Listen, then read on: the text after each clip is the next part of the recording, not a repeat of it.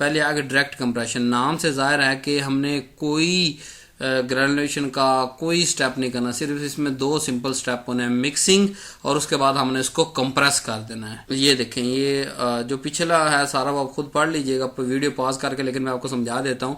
हमारे पास पहले ड्रग है, अगर ड्रग का मतलब API, active pharmaceutical ingredient, API अगर प्रॉपर साइज का नहीं है तो पहले स्टेप के अंदर हम उसको ग्राइंड करेंगे, ठीक है।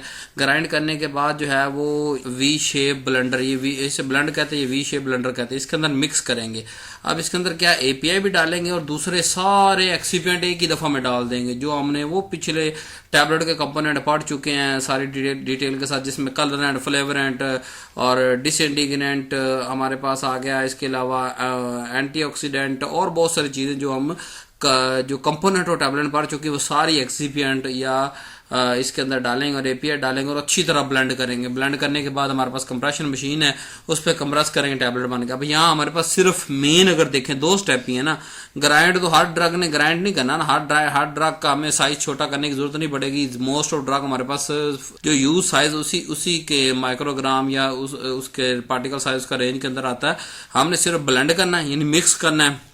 ये वी शेप ब्लेंडर हर यूनिवर्सिटी के अंदर लगा हुआ है, ठीक है। हाथ के साथ इसको रोटेट करते हैं, वी शेप का ये होता है, एक तरफ हैंडल लगा होता है, दोनों तरफ से ऊपर बंद कर देते हैं, अच्छी तरह मिक्स करते हैं। मिक्सिंग के बाद जो है कंप्रेशन, मिक्सिंग और कंप्रेशन, डायरेक्ट कंप्रेशन इसलिए हम कह दें कि हमने कोई अंदर से दूसरा तीसरा स्टेप नहीं किया। एक्सिपिएंट कौन से डालेंगे, जो मोस्ट कॉमन इस प्रोसेस में यूज होता है, मैंने आपको बताया था ना, जो डाइल्यूएंट, डिसइंटीग्रेंट, लुब्रिकेंट, ग्लाइडेंट, वो हर मेथड के एतबार से चेंज होते जाएंगे। इसमें डाइल्यूएंट या फिलर जो है वो स्प्रे ड्राइड लैक्टोलोज हम डालेंगे, स्प्रे ड्राइड 250 नंबर वाला डालेंगे, dicalcium phosphate as a diluent या फिलर डालेंगे, मैनिटोल एज ए डाइल्यूएंट या फिलर डालेंगे, सॉर्बिटोल एज ए डाइल्यूएंट या फिलर डालेंगे, एमसीसी मिथाइल सेलुलोज या इसका एक ब्रांड एविसिल के नाम से आता है, वो डाइल्यूएंट या फिलर। इस तरह डिसइंटीग्रेंट की बात करें, वही एविसिल डाइल्यूएंट भी है और डिसइंटीग्रेंट भी है।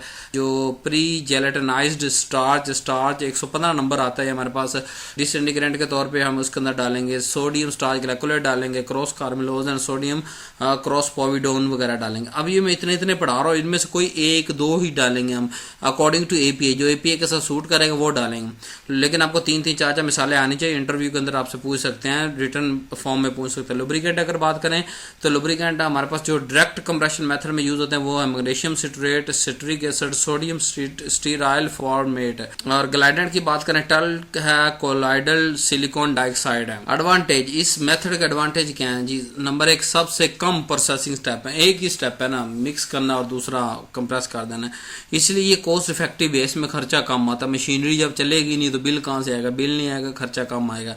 डायरेक्ट कंप्रेशन के अंदर दूसरा क्या है, कोई वाटर या कोई भी हम सॉल्वेंट यूज नहीं करते, ठीक है, इसलिए जो स्टेबिलिटी का इशू आता है, क्योंकि आप जहां भी वाटर या सॉल्वेंट ऐड करेंगे ना, वहां हमें स्टेबिलिटी का इशू आता है। क्यों? क्योंकि वहीं माइक्रोबियल एक्टिविटी हो सकती है, वहीं माइक्रोबियल की ग्रोथ हो सकती है। जब इसके अंदर ना वाटर डालना ना सॉल्वेंट डालना, तो यहाँ हमारे पास किसी भी तरह की स्टेबिलिटी का इशू नहीं आता, बल्कि ये ज्यादा स्टेबल होती है एज कम्पेयर टू ग्रेनुलेशन, यानी कि वेट या जो है वो हमारे पास ड्राई ग्रेनुलेशन। दोनों मेथड से ये ज्यादा स्टेबल है।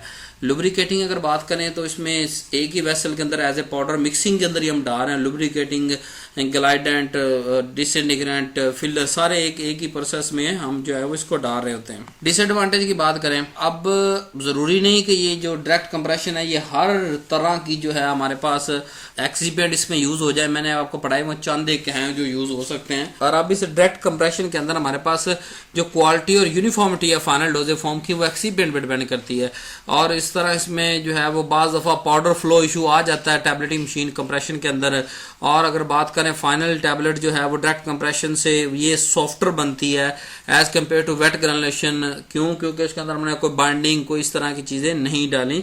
तो ये हमारे पास एक डिसएडवांटेज है कि जो डायरेक्ट कंप्रेशन से बनने वाली टैबलेट वो सॉफ्ट है देन वेट ग्रेनुलेशन।